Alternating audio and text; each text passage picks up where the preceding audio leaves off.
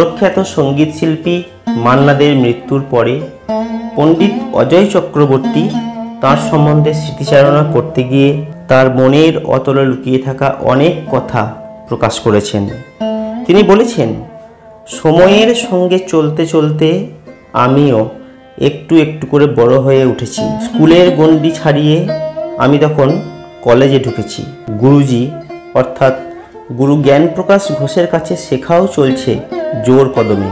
রাগ রাগিনী এবং তাল লয় ছন্দে ডুবে থাকার পাশাপাশি বিভিন্ন ধরনের গান শোনার, বোঝার এবং বিশ্লেষণ করার এবং অবশ্যই গাইবার অভ্যাস তখন থেকেই শুরু হয়ে গেছে। জানতে পারলাম বহুকাল আগে থেকেই মান্নাবাবু মুম্বাইবাসী হয়ে বলিউডের হিন্দি ভাষার ছবিতে গান করছেন জোর কদমে। কলেজের ফাঁকে ফাঁকে কখনো সখনো এক আধটা হিন্দি ছবিও দেখেছি। সেই সময়েই রাজেশ খান্না অমিতাভ বচ্চন জুটির বিখ্যাত ছবি আনন্দ এটা দেখেছিলাম। সলিল চৌধুরীর সঙ্গীত পরিচালনা করা অসাধারণ এই ছবির বেদনার মূল সুরটা যেন আরও নিবিড় হয়েছিল মান্নাদের গাওয়া সেই বিখ্যাত গানে জিন্দগি कैसी ये पहली हाय। এই ছবিতে রাজেশ খান্না আর মান্নাবাবুর কণ্ঠ যেন একে অন্যের পরিপূরক হয়ে উঠেছিল। আজও গানটা শুনলে রাজেশ খান্নাজির মুখটা ভেসে ওঠে মনের আঙিনায়। তিনিও পৃথিবী ছেড়ে বিদায় নিয়েছেন কিছুদিন হলো। এই সুযোগে তাকেও প্রণাম জানিয়ে রাখলাম। আরও অনেক অমর গান শুনেছি মান্নাবাবুর কণ্ঠে। শুনেছি কাওয়ালি, ইয়ারি হ্যায় ইমান মেরা, কিংবা এই মেরে জোহরা জবি। শুনেছি কিশোর কুমারজির সঙ্গে ডুয়েট গাওয়া পরশন ছবির সেই বিখ্যাত গান এক চতুর নার বড় হঁশিয়ার। এই গান তো প্রায় ইতিহাস হয়ে গেছে। একজন সঙ্গীত শিল্পী হিসাবে ভাবতে অবাক লাগে মান্না দের মতো একজন জিনিয়াস গায়ক কিভাবে নিজেকে ভেঙেছেন, নতুন করে গড়েছেন এবং গেয়েছেন। অনবদ্য, অবিস্মরণীয় এই কমেডি গান। পরে মান্নাবাবুর কাছেই শুনেছি টানা 7 দিন রিহার্সাল হওয়ার পরে 8ম দিনে এই গান লাইভ রেকর্ড করা হয়েছিল। যে সিরিয়াসনেস নিয়ে আগে কাজ হতো আজকের দিনে তা অবশ্য কল্পনাই করা যায় না। পাশাপাশি সহশিল্পী মোহাম্মদ রফি, কিশোর কুমারের জন্য তার যে অকুণ্ঠ প্রশংসা, আজকের সমস্ত শিল্পীদের সেটা শেখা উচিত। সেই সময়ই শুনেছিলাম তার গান পুছো না ক্যাসে मैंने यातना बिताई। শুনে মনে হয়েছিল এ তো অরুণ কান্তি কে গো যোগী ভিখারির সুর। অবশ্য অন্তরা থেকে এই গান ভিন্ন পথগামী।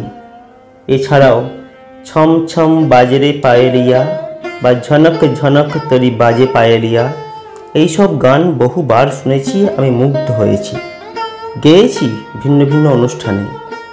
সত্যি কথা বলতে সেই সময় বলিউডের আকাশই কোনো গানে পুরুষ কণ্ঠ মানেই মান্নাবাবুর একচ্ছত্র আধিপত্য। নিজের যোগ্যতা এবং দক্ষতায় এমনই এক স্বতন্ত্র স্থান তিনি করে নিয়েছেন। কলেজ জীবন থেকেই আমার বিভিন্ন অনুষ্ঠানে গান করার সুযোগ আসতে শুরু করে। খেয়াল ঠুংরি অর্থাৎ রাগ সঙ্গীতের অনুষ্ঠান তো করতামই, সেই সময়কার বিভিন্ন বিখ্যাত শিল্পীদের জনপ্রিয় গানের অনুষ্ঠানও করতাম প্রচুর। বলে রাখি, বেশিরভাগ ক্ষেত্রেই এইসব অনুষ্ঠানের সুনিশ্চিত পারিশ্রমিক ছিল লুচি তরকারি, আর কপাল ভালো থাকলে কখনো কখনো রিক্সা ভাড়াটাও পেয়ে যেতাম। তবুও গাইতাম, অভিজ্ঞতা সঞ্চয়ের জন্যই গাইতাম, আর বহু মানুষের ভালোবাসার আবদারে গাইতাম। এই সময়েই শুনি মান্নাবাবুর গাওয়া লগা চিনরি মে দাগ। এই গানটা শিখে ফেলতে দেরি করিনি মোটেই, কারণ গানের শেষে ছোট্ট একটা তরানা আছে। আমি রাগ সঙ্গীতের ছাত্র, গানের শেষে তরানা মানেই তো হাতে চাঁদ পাওয়া। রেকর্ডের ছোট্ট তরানাটুকু নিজের মতো করে সাজিয়ে গুছিয়ে ছন্দে, বলে, তানে, স্বরগমে প্রায় মিনিট 20 ধরে গাইতাম। আর সেটাই হতো আমার অনুষ্ঠানের শেষ গান এবং আমার তুরুপের অব্যর্থ তাস। পাড়ায় পাড়ায় কত যে অনুষ্ঠানে এই গান গেয়েছি, আর দীর্ঘ হাততালির মধ্যে অনুষ্ঠান শেষ করেছি তার কোনো হিসাব নেই। আজ বসে ভাবতে অবাক লাগে, কার গাওয়া গান আর কে হাততালি কুড়োয়। এইরকম রসিকতার মানে কেবল ভগবানই জানেন। এতদিন শুধু রেকর্ড শুনতাম, আবার একদিন সময় এলো রেকর্ডে আমার গানও ছাপা হলো। ঈশ্বরের আশীর্বাদে, গুরুদের কৃপায় আমার প্রথম রেকর্ড HMV থেকে প্রকাশিত নানা রঙের গান শ্রোতাদের অকুণ্ঠ ভালোবাসা এবং আশীর্বাদ পেয়েছিল। এটা 1981 সাল। সেই রেকর্ডে আমার সঙ্গে তবলায় সঙ্গত করেছিলেন আমার স্বপ্নের তবলিয়া শ্রী রাধাকান্ত নন্দী। মান্নাবাবুর অধিকাংশ গানে তিনিই তবলা বাজিয়েছিলেন।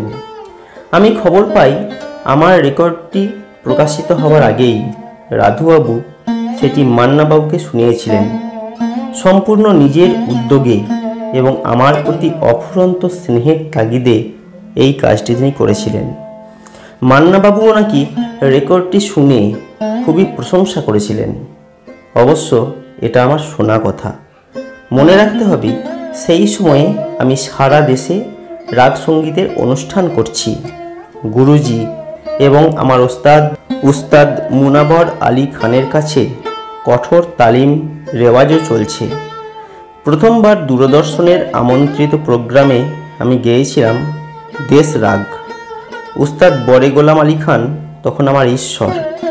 পাশাপাশি আমার গুরুজির কথায় এবং সুরে রাগাশ্রয়ী গানের প্রথম রেকর্ড অত্যন্ত সমাদর পাওয়ায় তখন বাংলায় আমার একটা বিশেষ পরিচিতিও হয়েছিল।